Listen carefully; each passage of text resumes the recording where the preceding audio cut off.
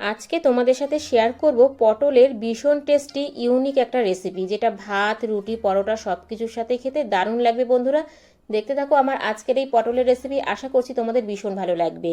একঘেয়েমি পটল খেতে যখন ভালো না লাগবে, এইরকম একটা রেসিপি তোমরা ট্রাই করতে পারো।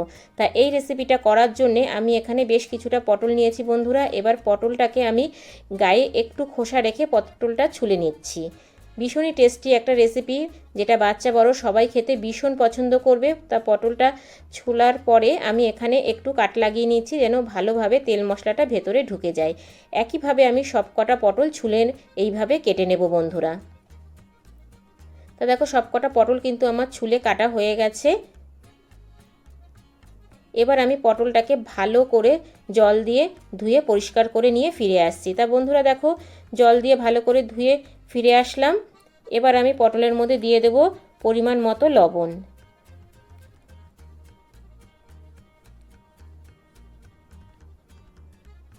আর দিয়ে দিচ্ছি 1 চামচ হলুদ গুঁড়ো। হলুদ আর লবণটা দিয়ে পটলটাকে ভালো করে আমি মেখে নেব। তবে বন্ধুরা তোমরা পরিবারের সদস্য বুঝে পটল নিতে পারো, আর আমি এই পটলটা কিন্তু গোটা গোটাই রাখছি। তোমরা চাইলে মাঝখানে কাট করে দুভাগ করে নিতে পারো। তো পটলটাতে আমার লবণ আর হলুদ মাখানো হয়ে গেছে। এবার আমি চলে যাব গ্যাসের কাছে। তা গ্যাসে একটা কড়াই বসিয়ে তাতে তেল গরম করতে বসিয়ে দিয়েছি। তেলটা গরম হওয়ার পরে আমি পটলগুলো দিয়ে দিচ্ছি। পটলগুলোকে আমি ভালো করে একটু ভেজে নেব। ভীষণই টেস্টি আর ইউনিক একটা রেসিপি বন্ধুরা, অবশ্যই বাড়িতে একবার ট্রাই করবে, যেটা ভাত, রুটি, পরোটা সব কিছুর সাথে খেতে ভীষণ ভালো লাগবে। এইভাবে নাড়িয়ে চাড়িয়ে পটলটাকে আমি ভেজে নেব। গ্যাসের ফ্লেমটা লো টু মিডিয়াম করে পটলটাকে ভেজে নিতে হবে।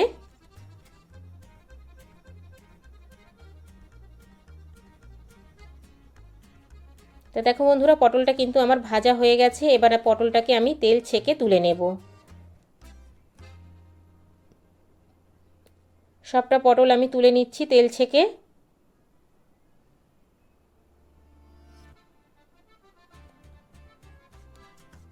এবার আমি পটলটাকে সাইড করে রেখে দিলাম। এবার ওই তেলের মধ্যেই আমি দিয়ে দিলাম একটা গোটা শুকনো লঙ্কা মাঝখানে ফাটিয়ে, আর দিয়ে দিলাম 1 চামচ কালো জিরে।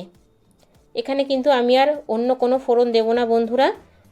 এবার শুকনো লঙ্কা আর কালো জিরাটাকে ভালো করে একটু ভেজে নেব। এটা ভাজার পরে একটা খুব সুন্দর একটা স্মেল আসবে। এবার আমি দিয়ে দিলাম একটা মিডিয়াম সাইজের পেঁয়াজ কুচি। তবে পেঁয়াজটাকে আমি একদম ছোট করে কুচিয়ে নিয়েছি, তোমরা দেখেই বুঝতে পারছো।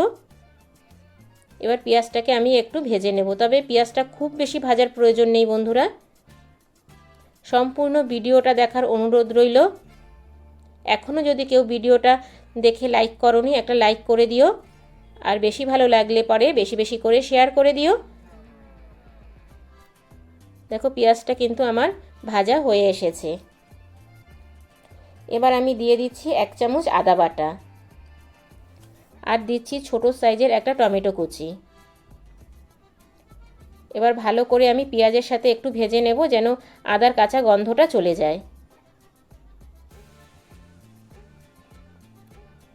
2 মিনিটের মতো আমি এটা একটু ভেজে নেব।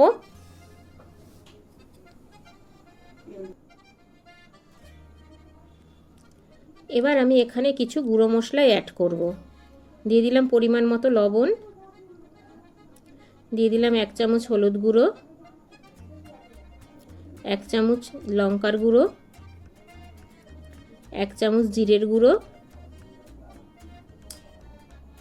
আর 1 চামচ ধনের গুঁড়ো। এবার তার মধ্যে দিয়ে দিচ্ছি অল্প একটু জল। যেহেতু গুঁড়ো মশলা দিয়েছি বন্ধুরা, মশলাটা যেন পুড়ে না যায় তার জন্য একটু জল দিয়ে দিলাম। এবার ভালো করে আমি মশলাটাকে কষিয়ে নেব। এই দেখো এইভাবে মশলাটাকে ভালো করে একটু কষিয়ে নিতে হবে। আমি গ্যাসের ফ্লেমটা লো টু মিডিয়াম করে 2 মিনিটের জন্য ঢেকে দেব। আর এইদিকে দেখো আমি শিলনোড়াতে নিয়ে নিয়েছি 1 চামচ পোস্ত আর 1 চামচ সাদা সর্ষে, সাথে দিয়ে দিয়েছি 2টো কাঁচা লঙ্কা। এবার আমি ভালো করে এটাকে বেটে নেব। শিলনোড়াতে বেটে করলে টেস্টটা ভীষণ ভালো আসে বন্ধুরা, তাই আজকে আমি শিলনোড়াতে করে দেখাচ্ছি। তবে তোমরা মিক্সিতেও করে নিতে পারো এই পেস্টটা। সাদা সর্ষে আর পোস্ত কাঁচা লঙ্কার পেস্ট। দেখো পেস্টটা কিন্তু আমার করা হয়ে গেছে। এবার আমি একটা বাটিতে তুলে নিচ্ছি।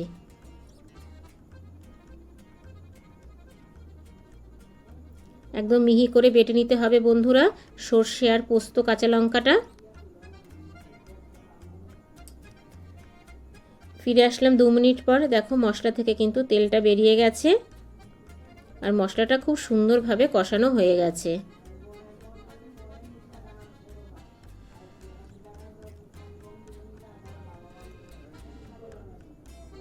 এবার আমি এই মশলার মধ্যে দিয়ে দিচ্ছি পোস্ত কাঁচা লঙ্কা আর সর্ষের পেস্ট। বাটিটা ধুয়ে একটু জল দিয়ে দিলাম। আবারও আমি 1 মিনিট ভালো করে একটু কষিয়ে নেব।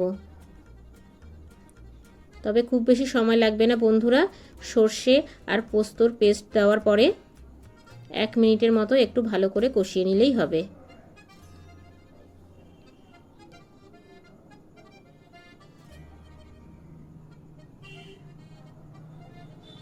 দেখো 1 মিনিট মতো কষানোর পরে কিন্তু আবারও তেল ছেড়ে দিয়েছে।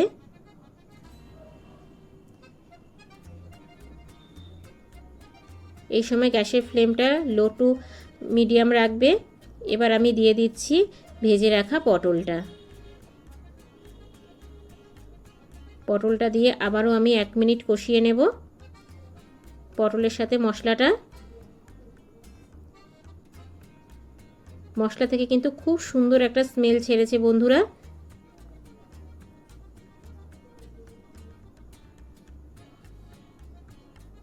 খুব সুন্দর করে কষানো হয়ে গেছে।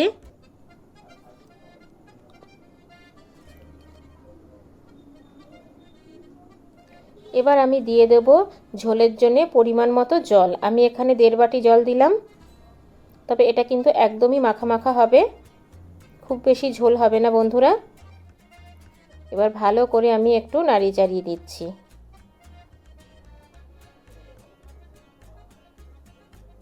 এবার এটাকে আমি একটু ফুটতে দেব। ভীষণই টেস্টি একটা রেসিপি বন্ধুরা, অবশ্যই বাড়িতে একবার ট্রাই করবে।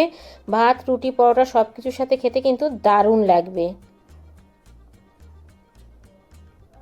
এবার আমি গ্যাসের ফ্লেমটা লো টু মিডিয়াম করে 5 মিনিটের জন্য ঢেকে দেব। ফিরে আসছি বন্ধুরা 5 মিনিট পরে। তো দেখো বন্ধুরা 5 মিনিট পরে ফিরে আসলাম। ঝোলটা কিন্তু অনেকটাই টেনে নিয়েছে, মানে গাঢ় হয়ে গেছে, দেখতেই পাচ্ছ।